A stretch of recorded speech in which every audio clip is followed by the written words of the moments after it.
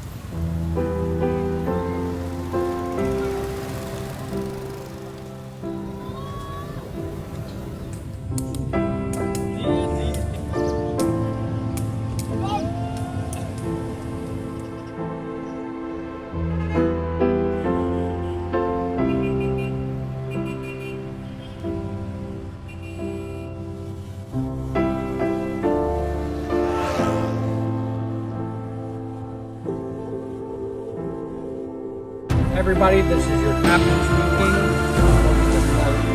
TT-1000 en route to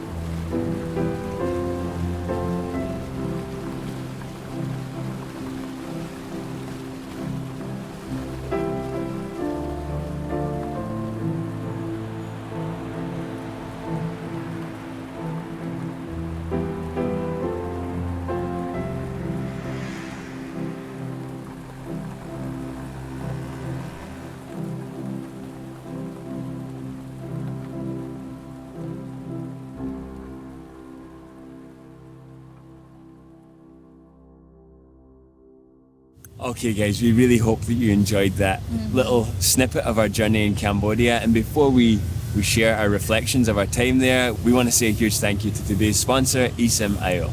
Since the beginning of this leg of our journey, we've been using eSIM.io and it's made getting around so much easier. Instead of dealing with physical SIM cards or dealing with trying to find cafe Wi-Fi or anything, we just open the app, load some IO balance and voila, we're connected straight away. You can see your data usage in real time, which is super handy when you're out exploring all day.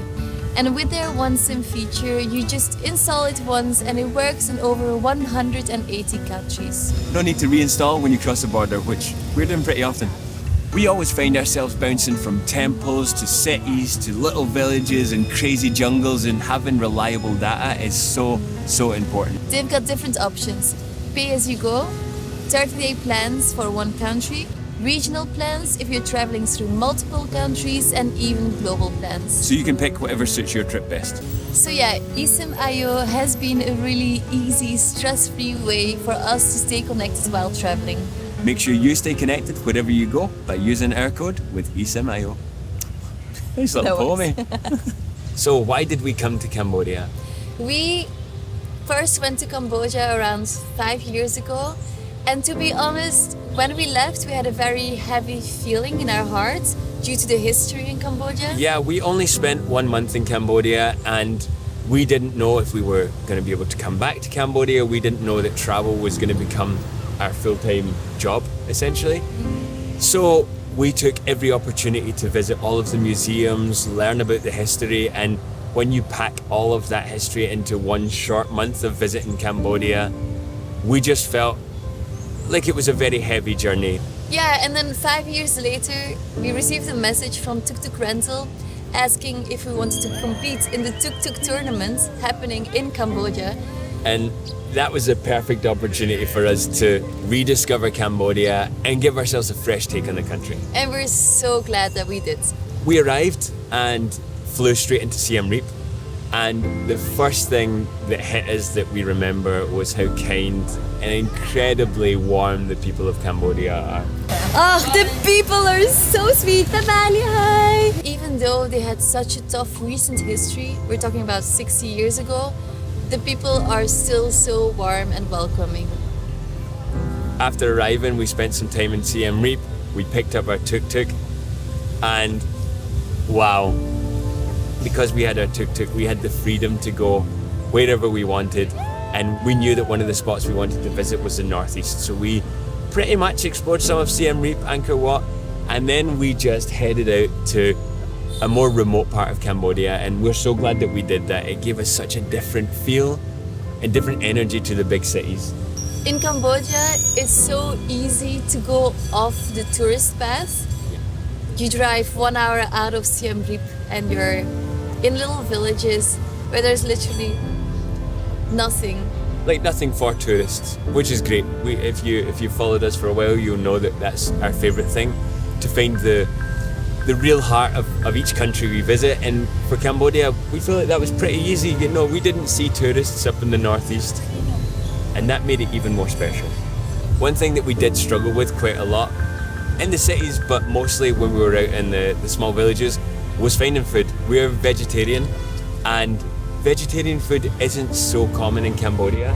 We had a lot of rice, noodles, and bread with egg, and it was good. It was very tasty. Yeah.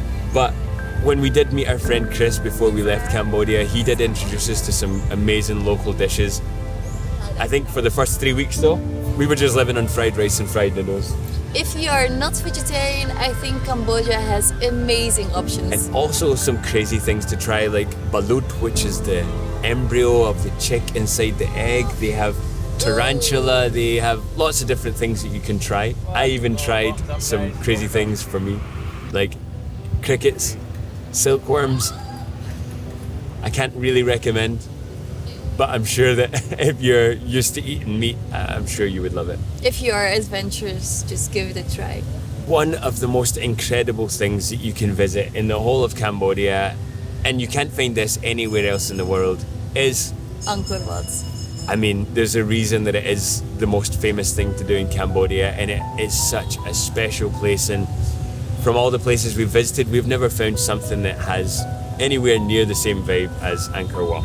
Make sure though to take your time in Angkor Wat. You would think that a few hours is enough, but this complex is huge. So I would recommend taking a 3-day pass, get a tuk-tuk, your own tuk-tuk from Tuk Tuk Rental. We'll add a link in the description, but we find that having your own tuk-tuk is the best way to explore Angkor Wat. Yeah, it gives you your own freedom. So There are so many temples, and sometimes you want to spend longer in some places, and sometimes just a quick visit to some of the temples. They're all beautiful and special in their own way, but you have, for example, Taprom, where it's at the Tomb Raider temple, and it's got like a little dinosaur, which I challenge you to find. I think there's 2 little dinosaurs, no? Makes you wonder, huh? Dinosaurs. There must have been something. I mean, there was something. I mean, But- dinosaurs were real. Yeah. But they knew them, the dinosaurs. Anyway. Maybe they even predicted Tomb Raider, who knows? But there are so many temples to visit, and we found that some of our favourite moments were sunset in a random temple far out from the centre, and having your own form of transport, a tuk-tuk specifically. Which is freaking cool. It gives you that freedom to just go. And of course there were spots that we missed. There is even a pyramid in that area that we really wanted to visit, but for some reason we just kept getting distracted, and I think that's the beauty of it. There were so many other things that we wanted to do. And it gives us a reason to come back to Cambodia in the future. So get those recommendations coming in the comments so that we can build another itinerary for our next visit. So guys, that has been a very brief but beautiful reflection of our time in Cambodia, and that was our journey, but we hope that you get a chance to go and visit yourself and find your own journey through Cambodia. It's a wonderful country, the people are incredible, and we know that whatever you do, you're going to have a beautiful time there. We want to thank the people of Cambodia for the time we had there. The beautiful memories, the beautiful moments, and yeah, we had a time that we won't forget, so. Until then, Cambodia, we love you and Akuncharan! Akuncha. Akuncharan!